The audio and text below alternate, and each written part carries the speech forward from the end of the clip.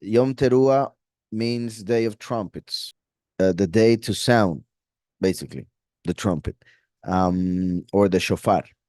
So it is a time that it represents, well, it has a couple representations, but one, for instance, it seems to be the day in which the two witnesses will be captured. And that's why it is a time to sound the shofar, which represents a time to get ready for something. So the two witnesses being in prison will be an alarm for the chosen few to get ready for the second Exodus, pretty much. So Yom Teruah is the day of trumpet, happens on the first day of the seventh month.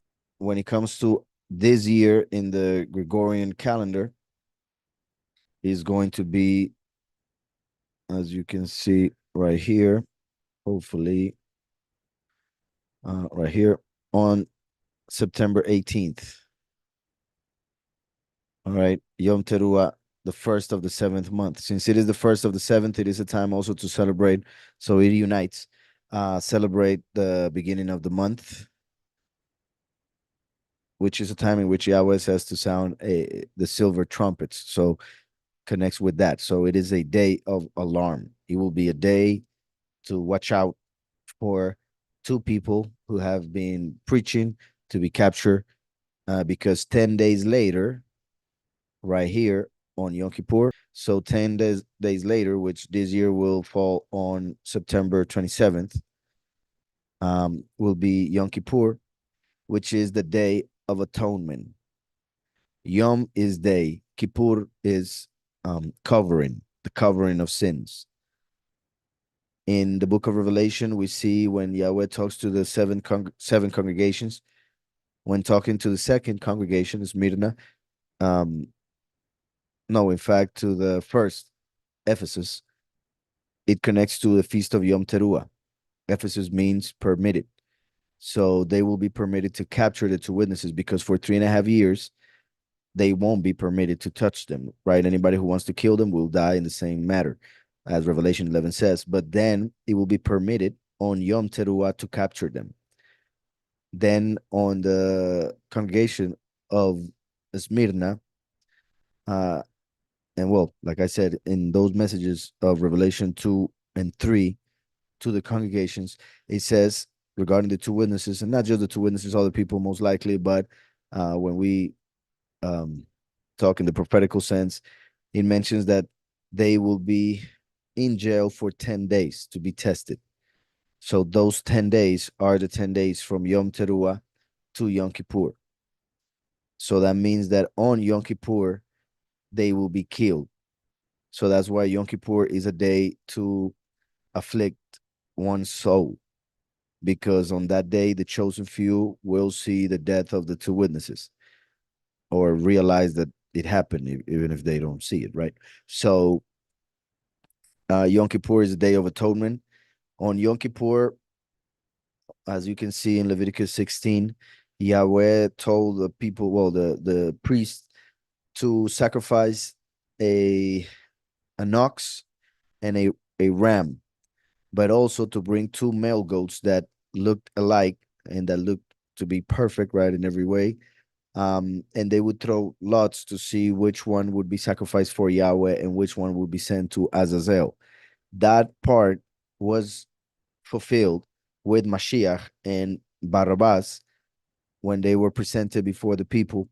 Barabbas means son of the father. So they presented two people whose names or titles had to do with being the son of the father, son of a father.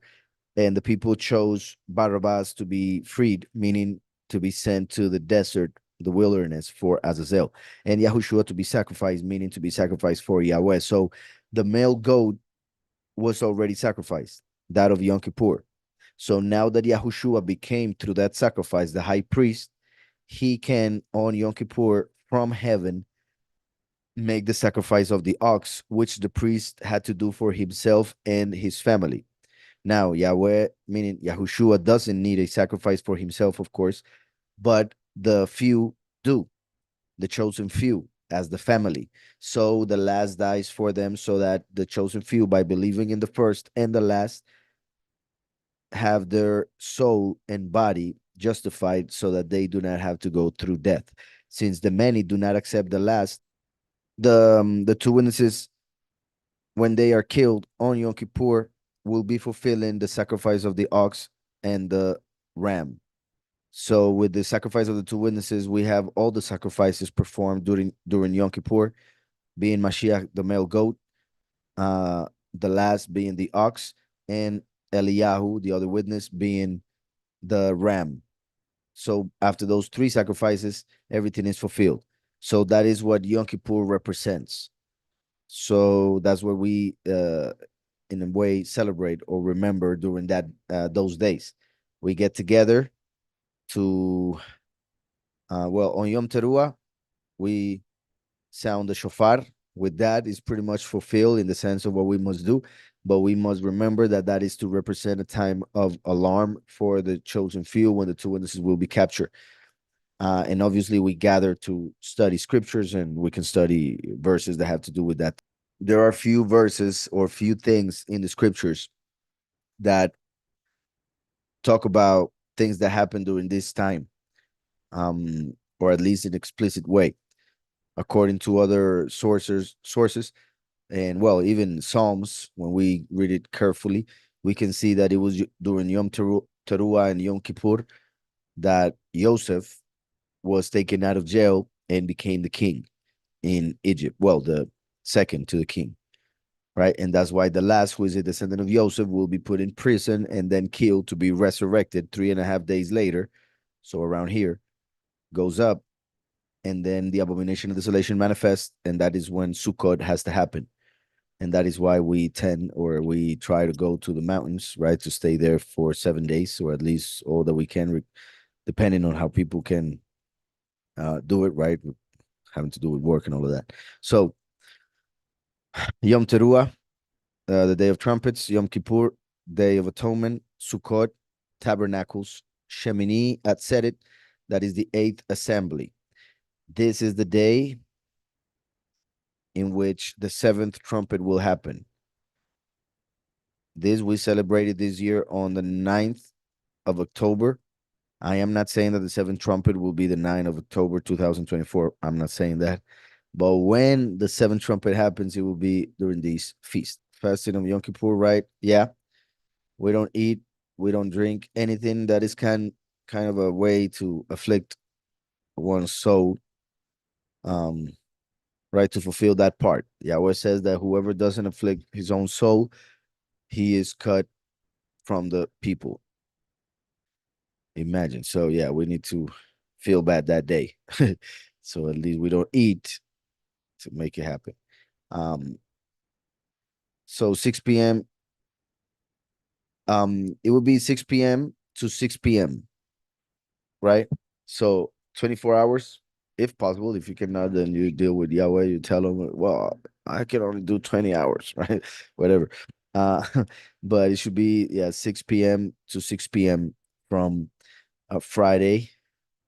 I mean, from Thursday, which is the 9th, to Friday, which is the 10th.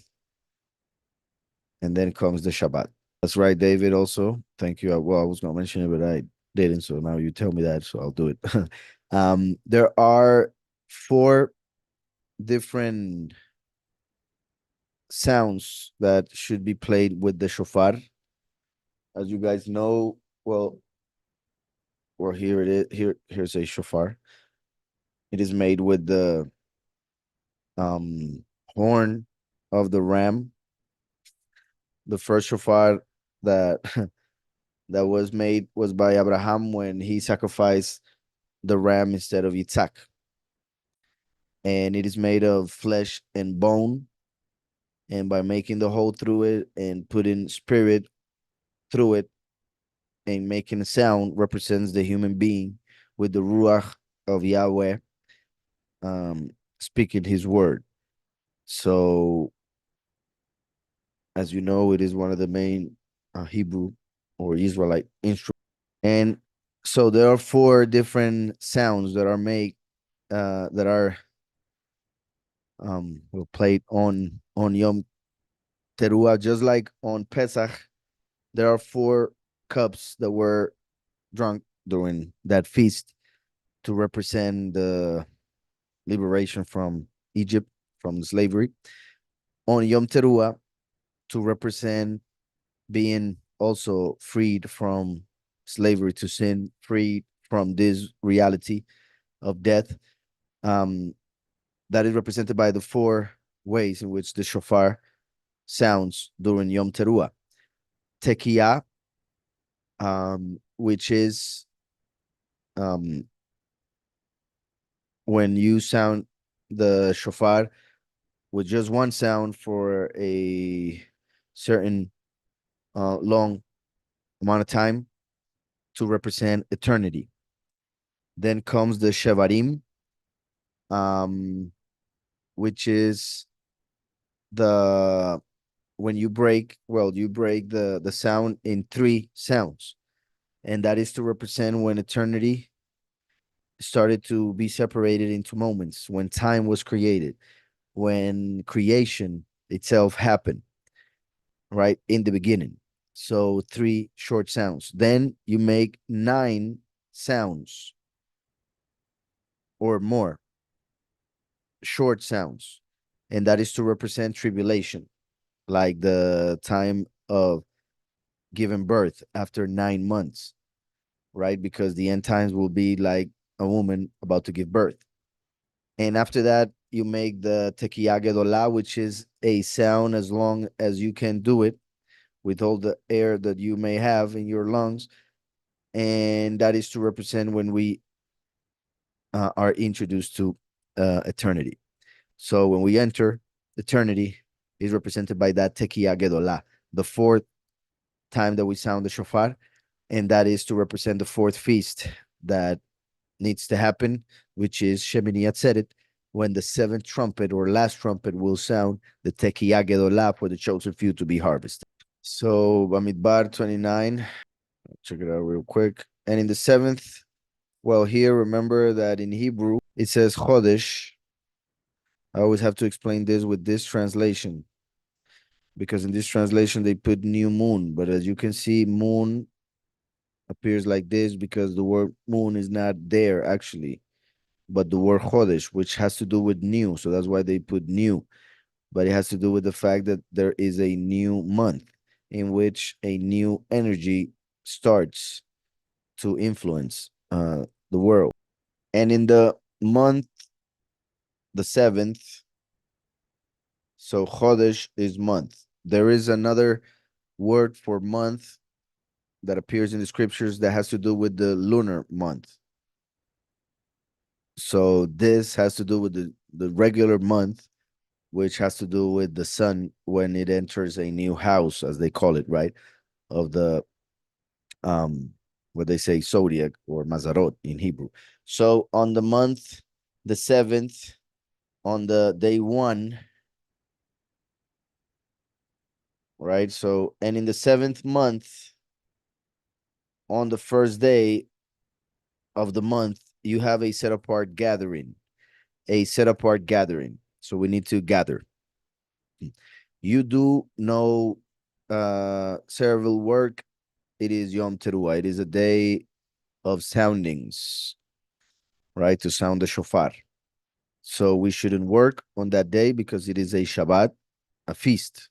It doesn't fall on the 7th day of the week, but it is a day of rest because it is a feast, a moed, on the first day of the month. This is the only moed that falls on the first day of the month. And you shall prepare an ascending offering as a sweet fragrance to Yahweh. 1 young bull, 1 ram, 7 lambs, a year old, perfect ones. So you see, and you shall prepare an ascending offering as a sweet fragrance to Yahweh. So 1 young bull that represents the second manifestation, the witness like Moshe. 1 ram that represents Eliyahu, just like in Yom Kippur.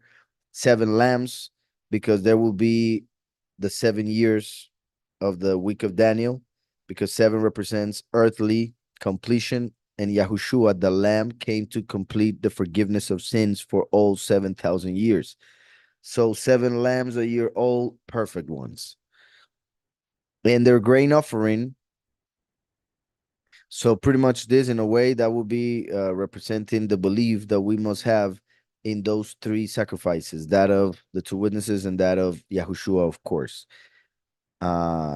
So, and their grain offering, that will be the chosen few, what it represents, the mincha in Hebrew. Fine flour mixed with oil, with the Ruach HaKodesh, represented by oil, 3/10 of an ephah for the bull, 2/10 for the ram, and 1/10 for each of the 7 lambs. 1/10 for each of the 7, so that would be 7/10 plus the 3, and then the 2. So we have 12, just like the 12 disciples, for instance, the 12 tribes, of course. And 1 male goat as a sin offering to make atonement for you. That represents Yahushua, right? So we could, well, obviously the lambs and the male goat represent Mashiach, but we could separate the 7 lambs to represent those 7 years in which there will be tribulation, in which there will be great tribulation as well, in which there will be plagues and judgment. So for 7 years, there will be sacrifices made in the sense that people will die. And then now, and 1 male goat, Mashiach, as in Yom Kippur, as a sin offering, for Mashiach was sacrificed for our sins, to make atonement for you, as in Yom Kippur, the Day of Atonement.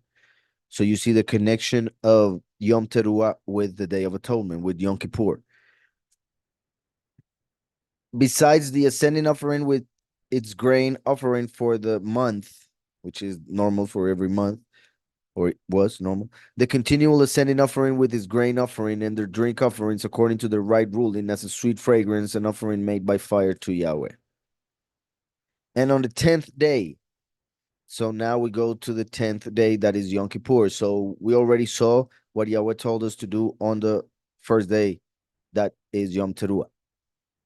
And obviously some of those things were performed in the temple. The temple is not built anymore, so we need to read it and understand it spiritually, as what I mentioned regarding the sacrifices that Mashiach went through and that of the 2 witnesses. So, and on the 10th day of this 7th month, you have a set apart gathering. So we gather once again to study. And you shall afflict your beings. You do no work. So once again, Shabbat, day of rest. So that day, since it falls on a 6th day of the week, because it represents what will happen at the 6th millennium, the end of it, right before the millennium, the Shabbat. We have a double Shabbat right there, right? So, and you shall afflict your beings, your souls. You do no work. So it is a day to be afflicted. Why? Because that is the day that the 2 witnesses will be killed. And you shall bring near an ascending offering to Yahweh, a sweet fragrance, 1 young bull, 1 ram, 7 lambs a year old, perfect ones, they are for you. So you see, once again, similar offering. The bull, the ram, the lambs. And their grain offering, fine flour mixed with oil, 3/10. Let me see. Did I go back? No. So fine flour mixed with oil, 3/10 of an ephah for the bull, 2/10 for the 1 ram, 1/10 for each of the 7 lambs, 1 male goat as a sin offering, besides the sin offering for atonement, the continual ascending offering, which is with its grain offering and their drink offerings. Right? So that is the feast of Yom Kippur. Like if you want to see which I'm not going to do tonight, but Leviticus 16 talks about the whole ritual. And in the Midrash of Leviticus, the ritual is explained even in a deeper way. And if we understand what each of the animals that are sacrificed represent, then it is very amazing to see how it will be fulfilled through the 2 witnesses, since Mashiach already died to fulfill part of it already. Since it has to do with the feast, and these are the feasts that are coming, I will continue the chapter. And on the 15th day of the 7th month, you have a set apart gathering you do no servile work, and you shall celebrate a feast to Yahweh 7 days. So it is a feast for Yahweh, the Moed of 7 days, that is Sukot. And you shall bring near an ascending offering, an offering made by fire, a sweet fragrance to Yahweh. 13 young bulls, 2 rams, 14 lambs a year old, perfect ones they are. So after that, he continues to go down in the number of young bulls until there are 70 bulls sacrificed on Sukkot, because it represents how the sacrifice of the last also will bring in the nations that are 70, and the last being the bull. 2 rams, as in Eliyahu, who came in the time of Mashiach and now in the end times as one of the 2 witnesses. 14 lambs, as Yahushua, who came from David, numerical value 14, Yahushua the lamb. 14 lambs a year old, perfect ones they are. And 7 times 2, 14, as in the coming of Mashiach, and then the coming of the last, for the last 7, the week of Daniel, because Yahushua came to close the week 16, the 69th week of Daniel, and the last comes to bring the confirmation during the last week of Daniel. So 2 weeks of testimony makes 14. So that's why also 14 lambs. And then, like I said, it continues to go down until we get 70 bulls. So 12 young bulls and etc. The 14 lambs always the same, 2 rams always the same. You see 10 bulls, etc. Then he says, on the 8th day, you have an assembly at Atzeret. 8th day, Shemini. So Shemini Atzeret, the 8th assembly. You also do no work, and you shall bring near an ascending offering, an offering made by fire, ascending, because that is when we have been having ascending offerings since the beginning, because also the 2 witnesses will die as an ascending offering. But the chosen few will ascend without experiencing death during this day, and you shall bring near an ascending offering, an offering made by fire, a sweet fragrance to Yahweh, 1 bull, 1 ram, 7 lambs a year. Also, now we have 1 bull, because this feast is when the first and last become one, pretty much when Yahweh unites with his congregation. So now it's all one bull, 1 ram, 7 lambs a year old, perfect ones. Their grain offering and their drink offerings for the bull, for the ram, and for the lambs by their number according to the right ruling, and 1 goat as a sin offering, besides the continual ascending offering, its grain offering, and its drink offering. So that is Mashiach right there. This you prepare to Yahweh at your appointed times, your moedim, besides your vowed offerings and your voluntary offerings and your ascending offering and your grain offerings and your drink offerings and your peace offerings. And Moshe spoke to the children of Israel according to all Yahweh had commanded Moshe. So I hope that was clear.